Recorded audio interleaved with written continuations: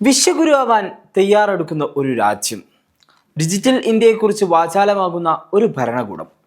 എന്നാൽ ഈ അവകാശവാദങ്ങൾക്കിടയിലും നമ്മുടെ രാജ്യത്തെ അടിസ്ഥാന വിദ്യാഭ്യാസ മേഖലയുടെ അവസ്ഥ എത്രത്തോളം ദയനീയമാണെന്ന് നിങ്ങൾക്കറിയാമോ?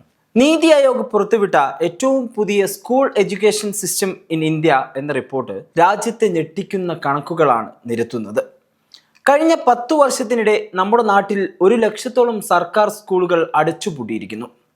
എന്താണ് ഇന്ത്യൻ വിദ്യാഭ്യാസ രംഗത്ത് യഥാർത്ഥത്തിൽ സംഭവിക്കുന്നത്? നമുക്ക് വിശദമായി പരിശോധിക്കാം. നീതി ആയോഗിന്റെ കണക്കുകൾ പ്രകാരം 2014-15 കാലഘട്ടത്തിൽ ഇന്ത്യയിൽ 11.07 ലക്ഷം സർക്കാർ സ്കൂളുകൾ ഉണ്ടായിരുന്നു. എന്നാൽ 2024-25 ആയപ്പോഴേക്കും ഇത് 10.13 ലക്ഷമായി കുറഞ്ഞു. അതായത് ഏതാണ്ട് 94,000 സ്കൂളുകൾ 10 വർഷത്തിനുള്ളിൽ ഇല്ലാതായി എന്ന് തന്നെ പറയാം. ഇവിടെ ശ്രദ്ധിക്കേണ്ട മറ്റൊരു കാര്യം സ്വകാര്യ സ്കൂളുകളുടെ വളർച്ചയാണ്. സർക്കാർ സ്കൂളുകൾ പൂട്ടിക്കൊണ്ടിരിക്കുമ്പോൾ സ്വകാര്യ മേഖലയിൽ 4% വർധനവുണ്ടായി. 2.88 ലക്ഷത്തിൽ നിന്നും സ്വകാര്യ സ്കൂളുകളുടെ എണ്ണം 3.39 ലക്ഷമായി ഉയർന്നു. സാധാരണക്കാരന്റെ ആശ്രയമായ പൊതുവിദ്യാഭ്യാസ മേഖല തകരുകയും വിദ്യാഭ്യാസം ഒരു വൻകിട ബിസിനസ്സായി മാറുകയും ചെയ്യുന്ന കാഴ്ചയാണ് നാം കാണുന്നത്.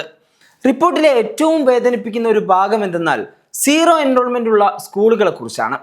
ഒരു വിദ്യാർത്ഥി പോലും പഠിക്കാനില്ലാത്ത 7,993 സ്കൂളുകൾ രാജ്യത്തുണ്ട്.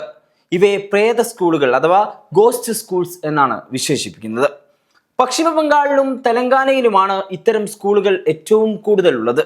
സ്കൂളിൽ ചേരുന്ന കുട്ടികൾ പഠനം പൂർത്തിയാക്കുന്നുണ്ടോ എന്ന് നോക്കിയാൽ അവിടെയും പരാജയമാണ്. സെക്കൻഡറി തലത്തിൽ സ്കൂൾ പഠനം ഉപേക്ഷിക്കുന്നവരുടെ ദേശീയ ശരാശരി 11.5%. ബംഗാൾ, അരുണാചൽ പ്രദേശ്, കർണാടക തുടങ്ങിയ സംസ്ഥാനങ്ങളിൽ ഇത് 20%-ഓളം വരും. എന്തുകൊണ്ടാണ് നമ്മുടെ കുട്ടികൾ പഠനം പാതി വഴിയിൽ ഉപേക്ഷിക്കേണ്ടി വരുന്നത്? സ്കൂളുകളിലെ സൗകര്യങ്ങളെക്കുറിച്ച് റിപ്പോർട്ട് പറയുന്നത് കേട്ടാൽ നമ്മൾ ലജ്ജിച്ചു തല താഴ്ത്തും. വൈദ്യുതിയില്ല, ശൗചാലയങ്ങളില്ല, എന്തിനേറെ പറയണം പല സ്കൂളുകളിലും കുടിവെള്ളം പോലുമില്ല. ഇന്നും ഇന്ത്യയിലെ 1.19 ലക്ഷം സ്കൂളുകളിൽ വൈദ്യുതി എത്തിയിട്ടില്ല. ഏതാണ്ട് 1 ലക്ഷത്തോളം സ്കൂളുകളിൽ പെൺകുട്ടികൾക്കായി പ്രത്യേകം ശൗചാലയങ്ങളില്ല. 61,000-ലധികം സ്കൂളുകളിൽ ഒരു ടോയ്ലറ്റ് പോലും ഉപയോഗയോഗ്യമില്ല. 14,500 സ്കൂളുകളിൽ കുടിവെള്ളമില്ല. 60,000 സ്കൂളുകളിൽ കൈ കഴുകാനുള്ള സൗകര്യം പോലുമില്ല. ഇനി ഡിജിറ്റൽ ക്ലാസ് മുറികളെ കുറിച്ച് സംസാരിക്കുമ്പോഴാണ് രാജ്യത്തെ പകുതിയോളം സർക്കാർ ഹൈസ്കൂളുകളിൽ സയൻസ് ലബോറട്ടറികൾ പോലുമില്ലെന്ന സത്യം നീതി ആയോഗ് വെളിപ്പെടുത്തുന്നത്. ഒരു സ്കൂൾ എന്നാൽ അവിടുത്തെ അധ്യാപകരാണ്. എന്നാൽ ഇന്ത്യയിലെ 1,00,000-ലധികം സ്കൂളുകൾ പ്രവർത്തിക്കുന്നത് കേവലം ഒരു അധ്യാപകന്റെ മാത്രം കീഴിലാണ്.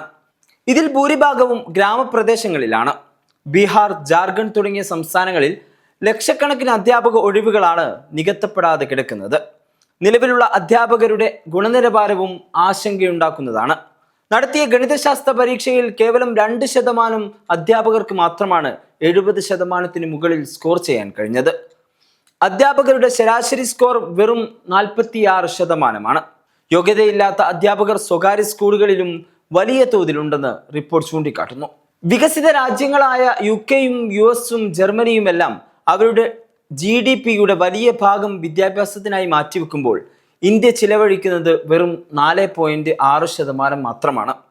കെട്ടിടങ്ങൾക്കും സൗകര്യങ്ങൾക്കും അപ്പുറം നമ്മുടെ കുഞ്ഞുങ്ങളുടെ ഭാവി രൂപപ്പെടുത്തേണ്ട വിദ്യാലയങ്ങൾ ഇരുട്ടിലാവുന്നത് ഒരു രാജ്യത്തിൻ്റെ തന്നെ തകർച്ചയാണ്. നീതി ആയോഗിന്റെ ഈ റിപ്പോർട്ട് ഒരു മുന്നറിയിപ്പാണ്.